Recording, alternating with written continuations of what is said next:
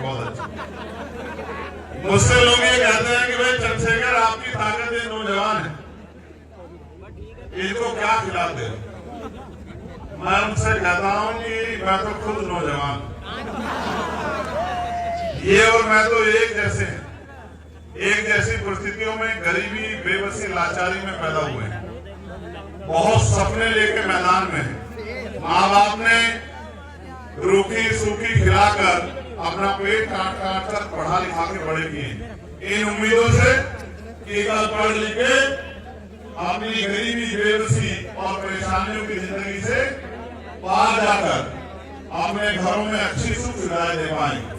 तो अच्छी बात है, ये सपने जो हमारे महापुरुषों ने देखे, हमारे परिवारों के लोगों ने देखे, ये सपने पूरे होंगे। मैं यहाँ उपस्थित माताओं बहनों का भी बहुत धन्यवाद करता हूँ, जो बहुत सारी माताएं बहनें यहाँ बैठी हैं और कुछ माताएं बहनें वहाँ बीच में बैठी हैं। मैं उन सबका बहुत बहुत धन्यवाद करता हूँ और जो बड़े हैं उम्र में उनका भी धन्यवाद करता हूँ। सम्मानित साथियों, काम की बात करते हैं। मैं लगातार लोकसभा का सदस्य होने के कारण महिलाओं की, बेरोजगारों की, बच्चों की, आशा बहनों की, आंगनबाड़ी बहनों की, भोजन माताओं की, ग्राम चौकीदारों की, होमगार्ड की, पुलिस के जवानों की, अर्धसैनिक बलों की, जिसकी भी समस्या मेरी जानकारी में आती है, चाहे बीएड के बच्चे हो, बीटीसी के बच्चे हो, चाहे पुलिस की भर्तियों में हुए घोटाले से पीड़ित बच्चे हो, जिसकी समस्या मेरी जानकारी में आ जाती है, मैं उनकी आवाज उठाने का काम करता हूँ। और ये ताकत अगर मुझे किसी ने दी है तो दोनों हाथ भर के ताली बजा के नगीना के लोगों का धन्यवाद करता हूं। अगर नगीना के लोग और नगीना में भी चांदपुर का भी धन्यवाद होना चाहिए, मैं कहूंगा चांदपुर के लिए भी जोरदार तालियां होंगी। और चांदपुर के साथ साथ बिजनौर के लोगों का भी, इनका भी बहुत बहुत धन्यवाद होना चाहिए। बयापुर के साथियों का भी धन्यवाद होना चाहिए। देखो, आप जानते हो, तिनका तिनका करके घर बन जाता है और बूंद बूंद से घड़ा बन जाता है। मैं तो प्राइमरी स्कूल के हेडमास्टर का बेटा हूँ। मैं तो एक गरीब परिवार से आता हूँ, गरीबी बेबसी में पला हूँ। मेरी माँ, आज भी बहुत सारी माएं देश दुनिया में जाता हूँ इस काम को करती हैं। मेरे पिताजी प्राइमरी स्कूल में मास्टर थे और मेरी माँ, मुझे आज भी याद है, वो खेत से घास लाकर उस घास को से उस हमारी गाय भैंसों को पालकर दूध बेचकर जो हमारे खर्चे में कमी आती थी, उस खर्चे को पूरा करने का काम करते थे। मैं किसी राजा महाराजा का बेटा नहीं हूं, मैं अपनी हैसियत को जानता और मैं आप लोग को जानता हूं कि आप लोग किस परेशानी का सामना कर रहे हैं। और आज भी बहुत बड़े पैमाने पे गरीबों को, बेबसों को, लाचारों को इसी तरह अपना जीवन यापन करना पड़ता। और एक और बात आपको बताना चाहता हूँ, मेरे पिताजी खर्चे के लिए सप्ताह में 100 रुपया देते थे। उस 100 रुपये से मेरी माँ पूरे हफ्ते का घर का खर्चा चला देती। मैंने बहुत बुरे दिन देखे, बहुत बुरे दिन, लेकिन मैं दुखी नहीं हूं कि मैंने बुरे दिन देखे। मैं खुश हूं कि उन बुरे दिनों ने मुझे चलना सिखाया, उन बुरे दिनों ने मुझे दौड़ना सिखाया, उन बुरे दिनों ने मुझे चलना सिखाया। अगर वो बुरे दिन ना देखे होते तो शायद मुझे अपनी तकलीफों का एहसास नहीं होता कि देश में गरीब की क्या है। मैं आपको ये कहना चाहता हूँ, हिम्मत मत हारो, मत हारो हिम्मत। दुनिया की कोई ताकत आपको नहीं रोक सकती। मुद्दों पर बात करना चाहता हूँ। जब मैं आपसे 100 रुपए की बात कर रहा था, उस समय 100 रुपए की हैसियत थी, आज 1000 रुपए की हैसियत नहीं है। मैं आपसे 2000 की बात कर रहा था, सन 2000 की। 2000 रुपए में, 100 रुपए में हफ्ते का गरीबों का खर्चा चलता था। आज 1000 रुपए में गरीबों का खर्चा नहीं चलता। महंगाई 4 गुना बढ़ गई है। उदाहरण के तौर पर आपको कह रहा हूं, 2000 में आप बेटी की शादी करते होंगे, बेटे की शादी करते होंगे तो 1 तोला 2 तोले सोने खरीदते होंगे। खरीदते नहीं खरीदते सोना? कितने पैसे का आता था 2000 में? 3000 रुपए का, 4000 रुपए का। 3500-4000 रुपए तोला था। आज क्या भाव है?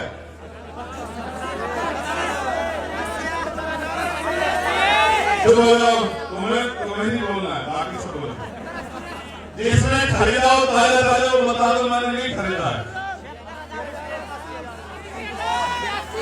75,000 रुपए लगा लें, 85, चलो 80 लगा लेते।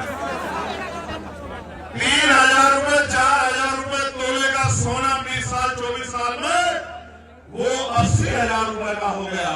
और आपकी आमदनी जो मिलती थी 300, 250, 300 रुपए, वो आज 400, 450 पहुंची, दुगनी भी नहीं हुई। इतना बदलाव हुआ है देश में। मैंने कहा 100 रुपए की हैसियत थी, आज 1,000 रुपए में महीने का सामान नहीं आता। ये हालत है आप देश में, गरीब की तरह जीवन यापन कर रहा है, किसी छिपाना नहीं।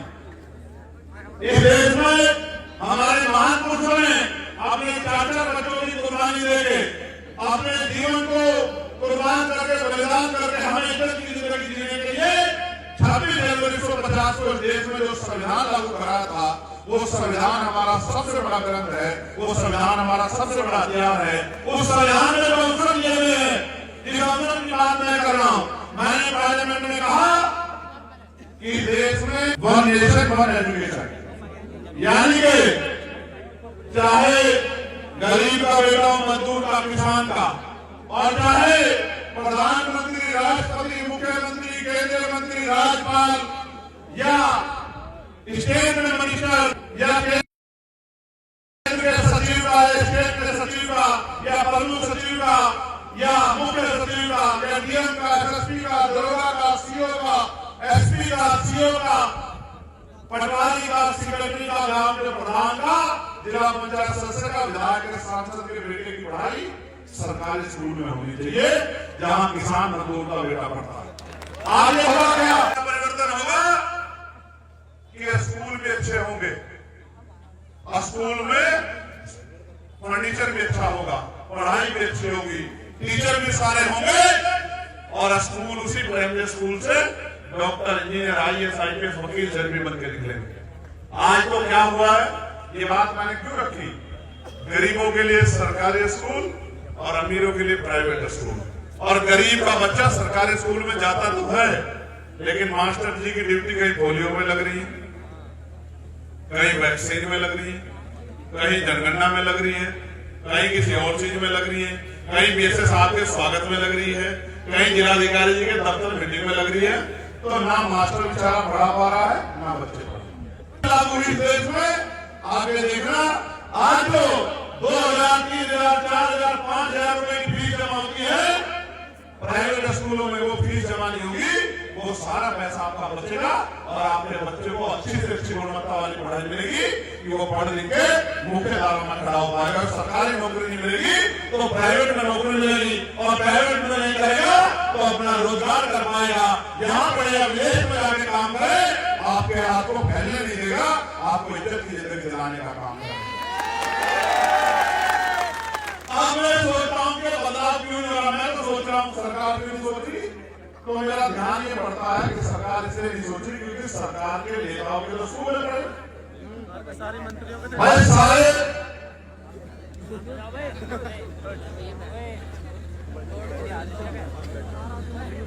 अगर सरकार में जो मंत्री बैठे हैं उनके स्कूल में होते प्राइवेट तो वो इसको कर देते, लेकिन जब उनके स्कूलों में बात आती है अपना नुकसान थोड़ा ही करेंगे वो लोग, इसलिए काम नहीं होगा। लेकिन अगर ये काम हो गया तो आप समझते हैं एजुकेशन क्या है? आपके पास 2 हथियार हैं, एक एजुकेशन, दूसरा वोट।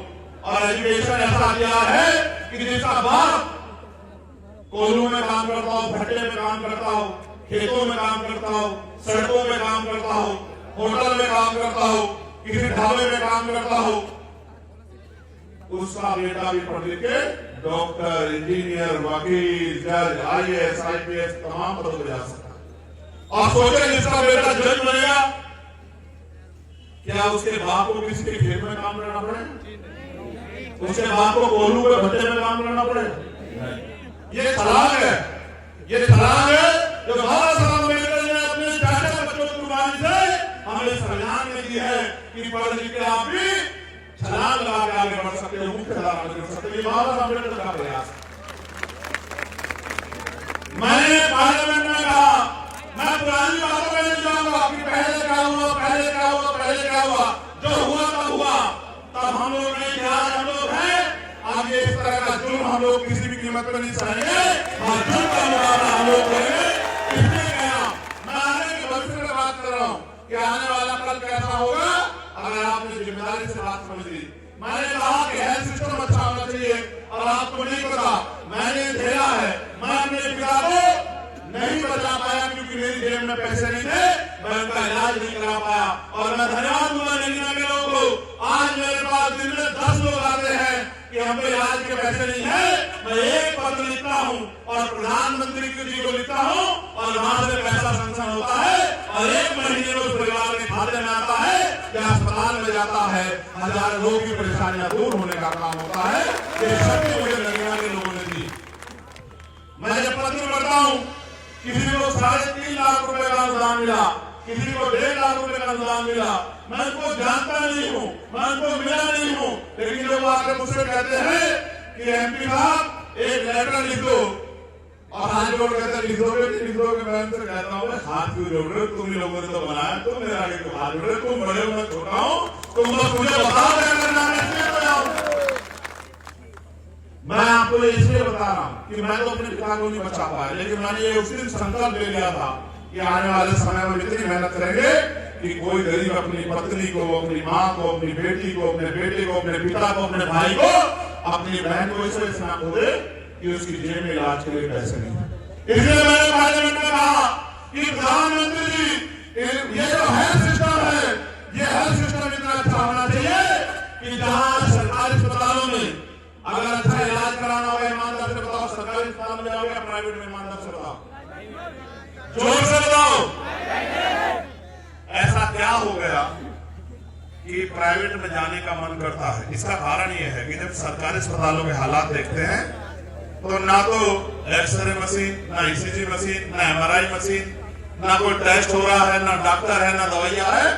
तो हमारे मन में लगता है अगर अपने आदमी को बचाना, अपने परिवार के व्यक्ति को बचाना है तो प्राइवेट हॉस्पिटल की तरफ जाओ। और प्राइवेट हॉस्पिटल अगर जाओगे तो जेब में एटीएम लेके जाना पड़ेगा।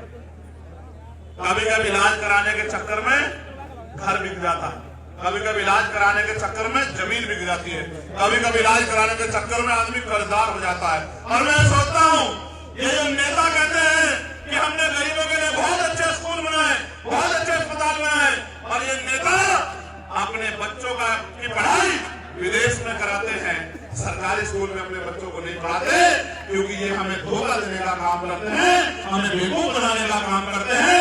अगर सरकारी स्कूल में पढ़ाई अच्छी होती और सरकारी अस्पताल में इलाज अच्छा होता तो ये अपना इलाज विदेशों में नहीं कराते, फोर्टिंग में नहीं कराते, मैक्स में नहीं कराते, ये भी सरकारी अस्पताल में जाया करते क्योंकि ये जानते हैं सरकारी अस्पताल में तो सुविधा नहीं है। तो मैंने प्रधानमंत्री जी को कहा कि प्रधानमंत्री जी अगर आप चाहते हो बदलाव हो, आपकी नीयत बदलाव की है, तो हेल्थ सिस्टम इतना अच्छा बनाओ कि जिस अस्पताल में गरीब का इलाज होता है वहां सरकार के मंत्री का, सरकार के विधायक का, सरकार के मुख्यमंत्री का, राज्यपाल का, प्रधानमंत्री का, राष्ट्रपति जी का, केंद्र के सचिव का, स्टेट के सचिव का, डीजीपी का, प्रमुख सचिव का, चीफ सेक्रेटरी का और डीएम का, कमिश्नर का, एसपी का, सीओ का, एसएसपी का, दरोगा का, इंस्पेक्टर का, हेड कांस्टेबल का, गांव के प्रधान का, जिला पंचायत सदस्य का, विधायक का, उनका इलाज भी बीमार होने में उन्हीं अस्पतालों में होना चाहिए। भाई यही कहते हैं निजाम से, क्या कहते हैं निजाम से कि अस्पताल हमने इसमें सारी सुविधा दे दी, तो भाई सुविधा दे देता इसमें क्यों नहीं कराते? क्योंकि वो सच को जानते हैं कि वहां सुविधा नहीं। और इलाज में कितने पैसे की जेब में रखते आप जानते हो नहीं जानते हो? अगर प्राइवेट में जाओगे तो 500 रुपए का पर्चा काट देगा, एकदम से काटेगा नहीं काटेगा? ये तो बिना बात करने की फीस है।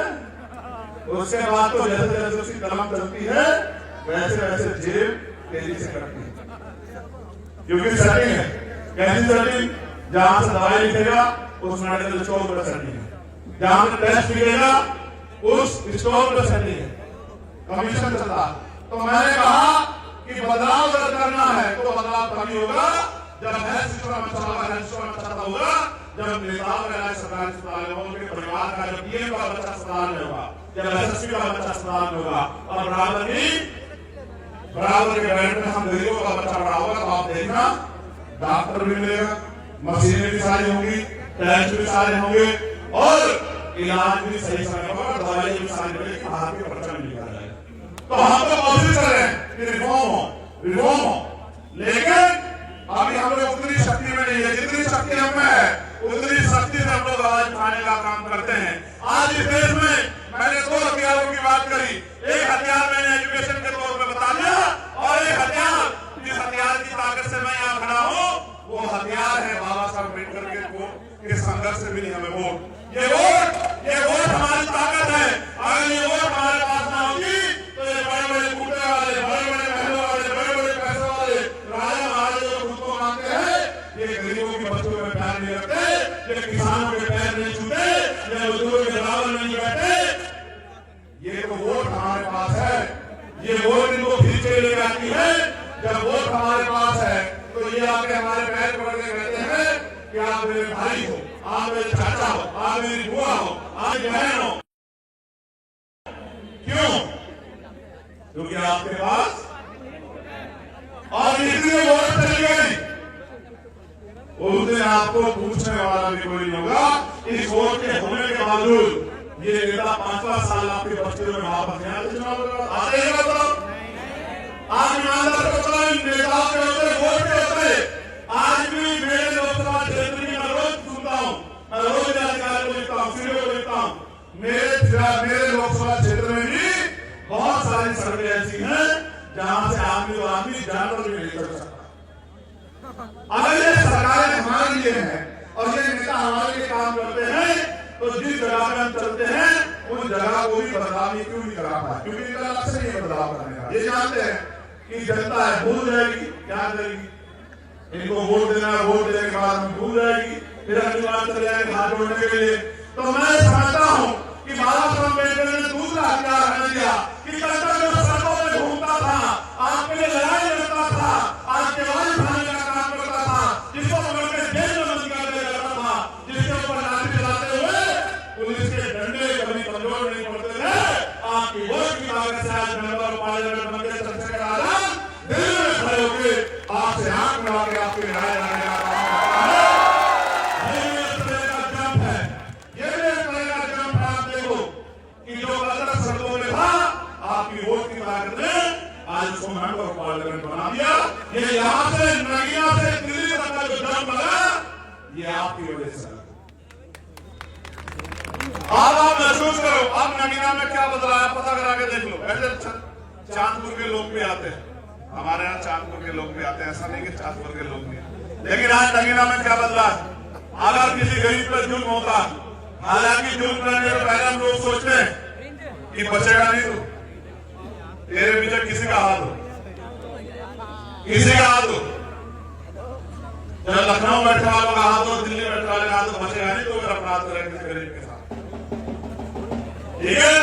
लेकिन अब हुआ क्या है कि अगर आप कोई गरीब थाने में जाता है तो पुलिस का अधिकारी गरीब उसके कपड़े देख के, उसके फटे हुए जूते देख के, उसकी बुरी हालत देख के उसको गाली से बात नहीं करता, उसको इज्जत से पूछता है कि बताइए भाई आपकी समस्या क्या है। ये बदलाव हुआ है नगीना में, आपके वोट देने के बाद, आपके ताकत देने के बाद।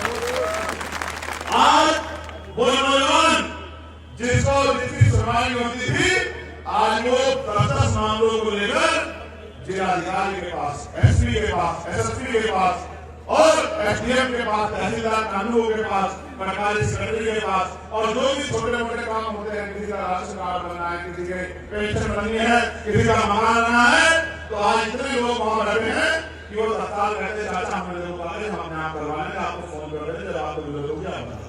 ये बदलाव हुआ है आपकी वोट से। वोट आप दे रहे हो, बहुत पहले से दे रहे हो, लेकिन अब ये बदलाव हुआ है कि जिनके लिए दरवाजे बंद किए हुए थे, आज उनके लिए दरवाजे खोलने पड़ते हैं और उनको कुर्सी पर बिठा के ये पूछना पड़ता है कि हम आपकी क्या मदद कर सकते हैं। क्योंकि आज जो आपने नेता बनाया वहां से, वही नेता से अधिकारियों से कमीशन नहीं देता, वही अधिकारियों से एक ही बात कहता है कि गरीब जनता आंसू पूछने हैं, इनको ताकत देनी है, इनकी समस्या हल करनी है। और कोशिश कीजिए ये ताकत और आगे बढ़ जाए, क्योंकि जैसे जैसे ताकत आगे बढ़ेगी, जो लोग आज दिल्ली में बैठे डॉक्टर बाबा साहब अम्बेडकर का अपमान करने की कोशिश कर रहे हैं, बाबा साहब अम्बेडकर के बारे में टिप्पणी करने की कोशिश, मेरी धरती चांदपुर से कहना चाहता हूँ कि इतना इनकार अच्छा नहीं है। मैंने भी संकल्प लिया था कि यदि अपमान हुआ, मैं सो नहीं पाया 2-3 रात, मैं सोचता है इस अपमान का बदला कैसे लिया जाएगा। और मैंने भी संकल्प लिया कि हम लोग इतनी ताकत बनाएंगे कि क्या बनना कर रहे हो वो कुर्सी आपके नीचे से खींच लेंगे, आप इस लायक में ले आओगे कि हमारे लोगों का अपमान कर सके। मेरे प्यारे साथियों, सत्ता में बहुत शक्ति होती है और सत्ता मांगने से नहीं मिलती, सत्ता छीननी पड़ती है। और छीन वाली सत्ता है जिसके अंदर तकलीफ होती है, जिसका पेट भरा हुआ हो वो रोटी के बारे में नहीं सोचता, जिसके पास सुख सुविधा हो वो सुख सुविधा के बारे में नहीं सोचता। लेकिन आपके मेरे जैसे लोग जो अपने लोगों पे की दुख तकलीफों को देखते हैं, क्या मतलब 75 साल बाद आज भी पहनने को 6 कपड़े नहीं, आज भी खाने को अच्छी रोटी नहीं, आज भी पीने को साफ पानी नहीं है, आज भी रहने को पक्का मकान नहीं है। क्या बता जाने के साल बाद तक, और हम लोग हाथ फैलाते फैलाते मानते मानते थकते हैं कि भाई हमारे बारे में सोचो, हमारे बारे में सोचो। फिर मैं हंसता हूँ, ये सोचता हूँ कि जिन्होंने हमें इतने साल हमें इस जीवन में रहने के लिए मजबूर किया, वो हमारे बारे में क्या सोचे। मैं भी हमारे जरूर 2 मंत्री हमसे मिला, मैंने उनसे कहा कि मंत्री जी आपसे मिलना है, उन्होंने उनसे कहा क्या काम है। मैंने उनसे कहा कि सर मैं जिस लोकसभा क्षेत्र से आता हूँ उस क्षेत्र में मेरी माँ बहनों को काम करने के लिए खेतों में जाना पड़ता, खेतों में जाना पड़ता, कोल्हू में जाना पड़ता, ईंटें उठानी पड़ती, ये तकलीफ मुझसे नहीं देखी जाती।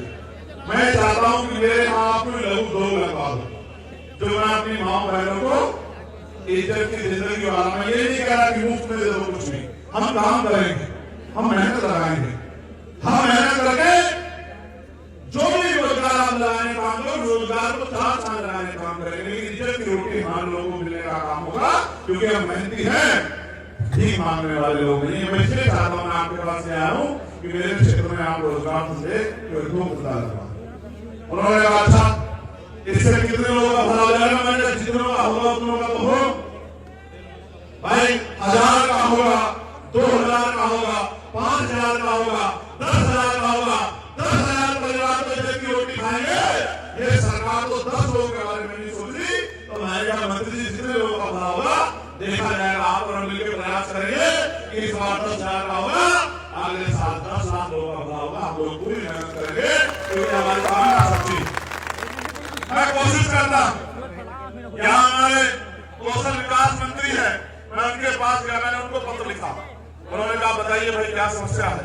मैंने कहा साहब मेरे यहाँ नौजवान बेरोजगार बहुत, और आप पूरे देश में कहीं चले जाओ, बिजनौर का आदमी आपको कहीं ना कहीं मिल जाएगा, किसी प्रदेश में चले जाओ आपको मिलेगा, एक बिजनौर का कहीं चले जाओ, कोई प्रदेश चले जाओ, और ये कहना है कि बिजनौर में तो कोई ना कोई बिजनौर वाला सामने खड़ा होगा, आप क्या देख रहे हैं, इतना बड़ा बिजनौर। मध्य प्रदेश में बिजनौर वाले, कर्नाटक में बिजनौर वाले, हैदराबाद में बिजनौर वाले, पंजाब में बिजनौर वाले, दिल्ली में बिजनौर वाले, महाराष्ट्र में मुंबई में बिजनौर वाले, पंजाब में बिजनौर वाले, हरियाणा में बिजनौर वाले, कहीं चले जाओ आपको बिजनौर वाले।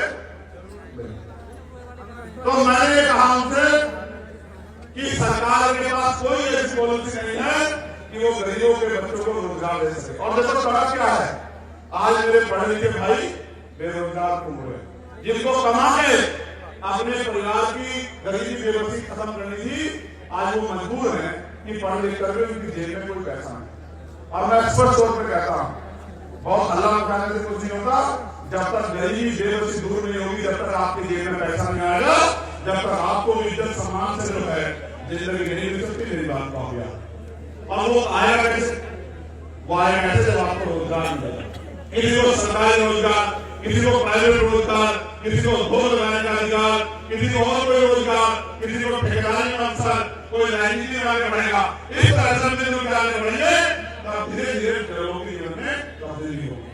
तो मैंने उनसे कहा कि आप रोजगार मेला लगाओ, उन्होंने कहा रोजगार मिला तो लगेगा, लेकिन नगीना में मिलेगा, बिजनौर में लगेगा। मैंने कहा बिजनौर में लगा दो, ये नगीना वाले इतने तेज हैं, ये बिजनौर में पहुंच जाएंगे, इनको रोजगार चाहिए, आप चिंता मत करो। तो हंसने लगे कि ऐसा क्यों? मैंने कहा मैं समझता हूँ कि आज गरीब भटभटा रहा है, वो चाहता है कि इस गरीबी की जिंदगी से बाहर निकले। जब तक हम पढ़े लिखे नहीं ना पढ़े, तब तक तो हमें समझते हैं कि भगवान ने हमारे नसीब में लिख दिया बातें पे कि हम गरीबी में पैदा हुए, गरीबी में मर जाएंगे। लेकिन जब हम पढ़ लिखे तो हमें महसूस हुआ कि हमारी जिंदगी बदल सकती है।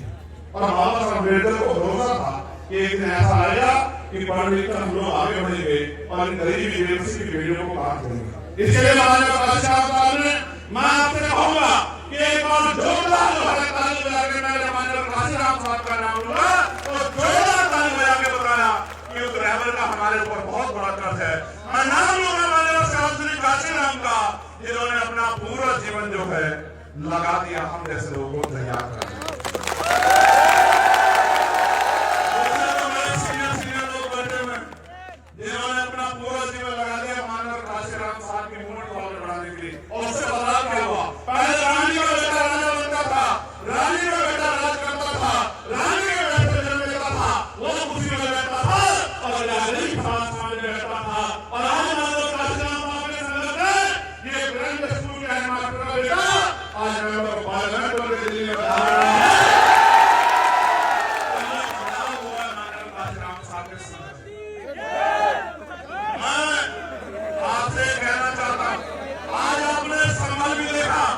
संबल आपसे छिपाना नहीं है कि संबल में किस तरह का जुल्म आपने देखा और संबल के जुल्म में किस तरह मजाक बनाया ये भी आपने देखा।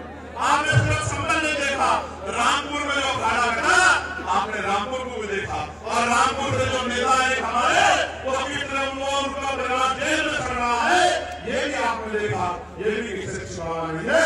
आपने अजमेर भी देखा और आपने तमाम तरह की परेशानियां देखी, मगर मैं जानता हूँ इसका आंदोलन चलाना नहीं है। इसका एक हल है कि हम लोग एक दूसरे के साथ ही बजाय एक दूसरे का हाथ पकड़ ले, अपने भाईचारे को मजबूत कर ले। तो ये सांप्रदायिक ताकतें जो आज सत्ता में बैठी हैं ये सत्ता से दूर हो जाएगी और ये गरीब लोग जो आज मेरे सामने बैठे हैं मैं गारंटी से कह सकता हूँ आज इस मंच पर लोग बैठे हैं ऐसा आएगा एक दिन सुनेगा 2027 का, इनमें से बहुत सारे लोग लखनऊ में खड़े हो गए मेरी तरह आपके लिए लड़ने का काम करेंगे। आप सोचो एक तरफ से राजनीति से नहीं चल रहा।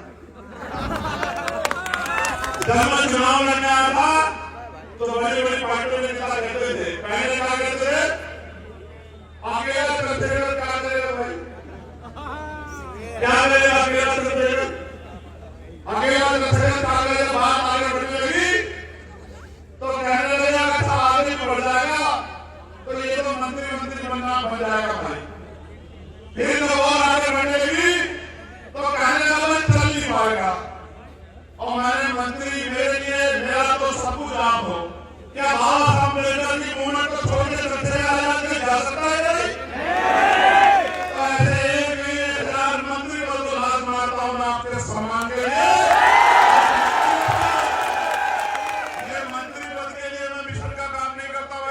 मेरी बात को आप याद रखना, मंत्री बनना होता, एमपी एमएलए बनने की लड़ाई होती तो ये काम 2019 में 20 में हो जाता। ये लड़ाई है बाबा साहब अम्बेडकर माननीय काशीराम साहब ज्योतिबा फुले साहब के आंदोलन को आगे बढ़ाने की लड़ाई। इसलिए मैंने कहा एक बार अवसर मिलने की देर है 500 का ज्ञान लेकर और आप आगे नहीं ना चंद्रशेखर आजाद लेकर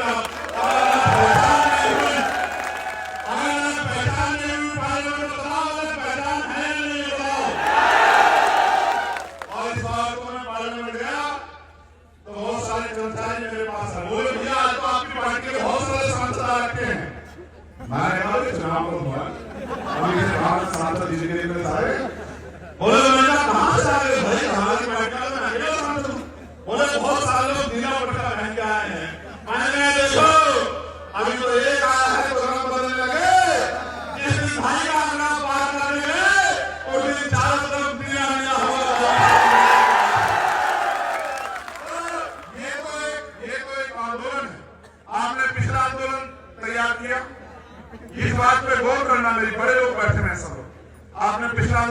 तैयार किया, आंदोलन पौधे से वृक्ष बना, वृक्ष में लंबे समय छांव दी, फूल दिए, फल दिए, आपकी सुरक्षा की। अब वो वृक्ष सूख गया है, अब वो ना फल दे सकता, ना छांव दे सकता, ना फूल दे सकता, ना सुरक्षा कर सकता। तो आपको मगर आपकी जिंदगी में जो बदलाव होने तो वो तो नहीं है क्या? 100% बहुजन समाज अपने पैरों पर खड़ा हो गया? क्या हमको जुर्माना खड़ा हो गया? क्या हमको रोटी रोजगार मिल गया है? क्या हमको इज्जत समान की जिंदगी मिल गई है? तो जिनको इज्जत समान की जिंदगी मिली उनको तय करना चाहिए कि चेहरा भले बदल जाए लेकिन काम नहीं रुकना चाहिए, और काम आगे बढ़ेगा तो बहुत सारे वृक्ष तैयार होंगे और छांव भी मिलेगी, फूल भी मिलेगा, फल भी मिलेगा, सुरक्षा भी मिलेगी और आगे बढ़ने के रास्ते भी मिलेंगे। मैं तो धन्यवाद दूंगा अपने, मैं तो देश की सेवा करता हूँ। ध्यान दो, कोई ऐसा आदमी नहीं है जिसकी जो हमारे पास है और हम उसकी लड़ाई लड़ने का काम नहीं करें, कोई ऐसा आदमी नहीं। लेकिन मैं आपसे कह रहा हूँ, चांदपुर वालों मुझे यही बता दो, इस बार चांदपुर में भी ताकत बना दोगे नहीं बना दोगे? इस बार चांदपुर में भी झंडा मजबूत कर दोगे नहीं कर दोगे? इस बार चांदपुर में भी से भी चांद निकाल दोगे नहीं निकाल दोगे? अगर चांदपुर वालों ने ठान लिया तो चांदपुर से जो हवा चलेगी, ये है गंगा आपके पास, चांदपुर से जो हवा चलेगी वो मुजफ्फरनगर में जाएगी, मेरठ में जाएगी, सहारनपुर में जाएगी, अमरोहा, संभल, मुरादाबाद में जाएगी। आपके यहाँ कुछ भी गए तो गंगा में वो पहुंच जाएगा आगरा, वो पहुंच जाएगा दिल्ली। आप अगर प्रयास करोगे तो पता नहीं क्या क्या हो जाएगा।